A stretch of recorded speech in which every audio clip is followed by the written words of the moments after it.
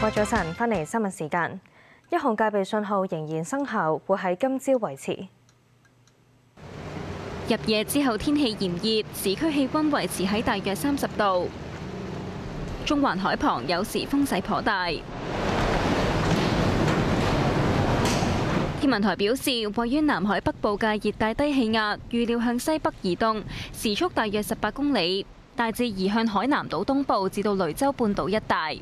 呢個熱帶低氣壓採取一個好接近香港珠江口嘅大嘅路徑啦，同埋佢嘅強度真係突然間增強得好犀利。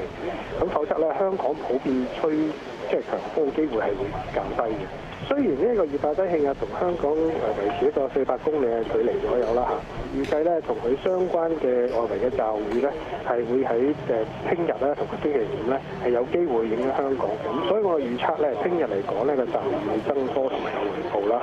天文台預料，本港喺未來幾日會受到驟雨同埋雷暴影響，呼籲市民遠離岸邊同埋停止水上活動。週末期間天色會較為明朗，但係仍然有幾陣驟雨。